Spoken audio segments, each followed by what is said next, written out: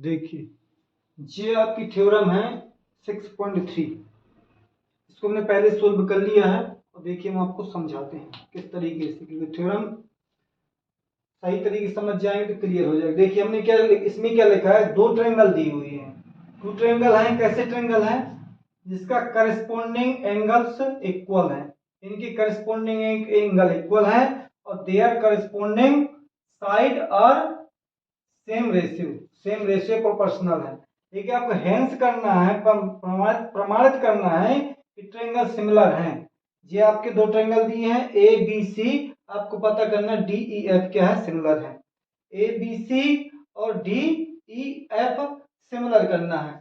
हमने लिख लिया given triangle A B C D E F, मतलब आपके दो ट्रायंगल दिए हैं, लिखा टू ट्रायंगल्स, तो हमने टू ट्रायंगल लिख दिए ए बी सी और डी ई एफ।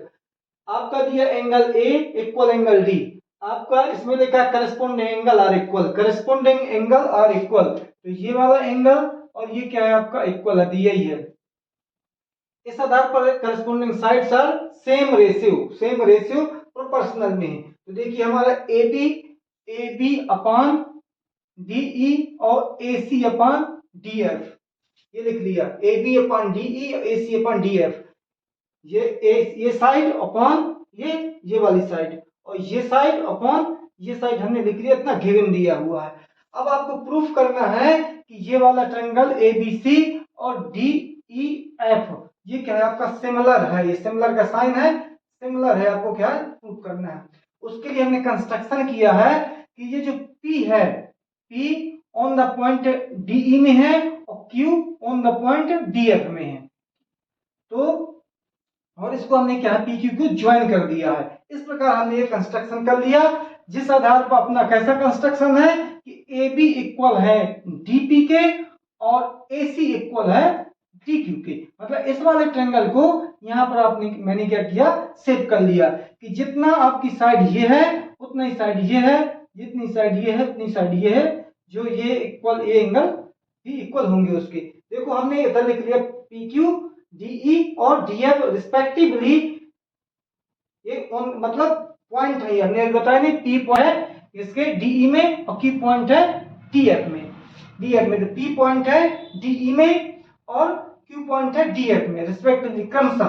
तो DP इक्वल हो जाएगा DP इक्वल हो जाएगा AB के और DQ इक्वल हो जाएगा AC के। और हमने क्या ज्वाइन कर दिया, ज्वाइन लिखा है, हमने ज्वाइन कर दिया PQ, ये ज्वाइन कर दिया। अब आप करेंगे प्रूफ, हमें पहुंचना है कहां, यहां पर हमें पहुंचना है यहां पर।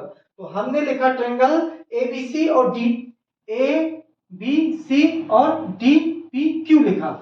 अब इनको देके अपन क्या है, इनको कॉन्ग्रेंट कर ले, कि मतलब कॉन्ग्रेंट का मतलब होता है सभी साइडें इक्वल, सभी इसके एंगल इक्वल। तो कॉन्ग्रेंट कैसे करेंगे, ये वाला ट्रायंगल जो अंदर वाला है ABC और DPQ जो हमने कंस्ट्रक्शन से बनाया हुआ इसके अंदर, उसको हम कॉन्ग्रेंट करना चाहते हैं। देखिए इसमें दो ट्रायंगल ले दिया, तो AB इक्वल DP के है, हमने मान लिया कि AB इक्वल DP के है और AC इक्वल DQ के है फ्रॉम कंस्ट्रक्शन से। और एंगल क्या है आपका, ये A इक्वल है D के, ये गिवन था, एंगल A इक्वल है D के गिवन है, तो ये एंगल आपका क्या गिवन है, इसलिए ये एक साइड ये वाली, एक साइड ये वाली और ये एंगल, तीन चीजें हैं, तो साइड एंगल साइड से आपका ये वाला ABC और DPQ क्या है, कॉन्ग्रेंट हो जाएगा। तो ये हमने देखो लिख दिया ABC कॉन्ग्रेंट है DPQ के, SAS कॉन्ग्रेंट। हमने CPCT से हमने निकाल लिया angle B equal angle E के, ये वाला एंगल CPCT से हमने निकाल लिया एंगल B क्या है, इक्वल है एंगल E के। हमने ये क्या CPCT से निकाल लिया है कि ये CPCT से हमने जरूरत पड़ेगी तो देख लेंगे। अब देखिए क्या है, इधर हमने यदि ये एंगल है तो हमारा गिवन है, ये गिवन है, ये क्या दिया है AB अपॉन DE और AC अपॉन DF, ये गिवन है। और यदि गिवन है तो हम हमारा यहाँ पे दिया है कि कंस्ट्रक्शन से AB इक्वल AB के स्थान पर हम क्या लिख सकते हैं, DP लिख सकते हैं। यदि AB के DP इक्वल AB, तो DP के स्थान पर इस AB के स्थान पर हमने DP लिख दिया, और जहाँ AC लिखा है वहां पर क्या DQ लिख सकते हैं। AB जहां पर आपका AC लिखा है वहां पर DQ AC लिखा हुआ DQ लिख दिया, ये देखो DQ लिख दिया। अब आप देखते हैं डायग्राम में, देखते हैं DP upon DE, DP upon PE होना चाहिए, PE DE upon DP upon PE DP, हाँ चलेगा, DE DP upon DP upon DE, DP upon DE और DQ अपॉन DF, ये लिख दिया, DP अपॉन DE और DQ अपॉन DF। तो ये दोनों क्या हो जाएंगे, ये पैरेलल हो जाएंगे। ये क्या है आपका, ये साइड है PQ और DF क्या पैरेलल हो गई।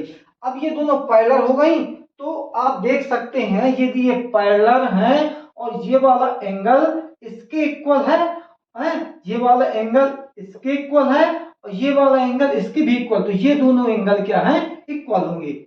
यदि ये वाला एंगल इसके इक्वल है और ये वाला दोनों इसके इक्वल है, क्योंकि ये करस्पॉन्ड, ये क्या थे, कॉन्ग्रुएंट थे, ये कॉन्ग्रुएंट थे, तो ये वाला ये इसके इक्वल है CPCT से और ये वाला एंगल है इक्वल कॉन्ग्रुएंट से, तो ये दोनों क्या है, इक्वल हो जाएंगे। तो DPQ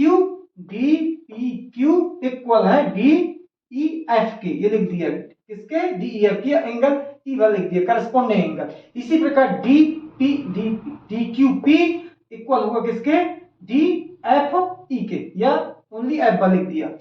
अब देखिए ये आपका क्या DD कॉमन है आपका, यदि D एंगल इसके एंगल के कॉमन है या गिवन भी है आपका D, नहीं D इक्वल है D के, D इक्वल, हाँ यदि हम इन दो ट्रायंगल लेते हैं DEF और DPQ लेते हैं तो दोनों में D हो जाएगा, कॉमन हो जाएगा। इस प्रकार ये DPQ और DEF ये क्या हो जाएंगे, सिमिलर हो जाएंगे।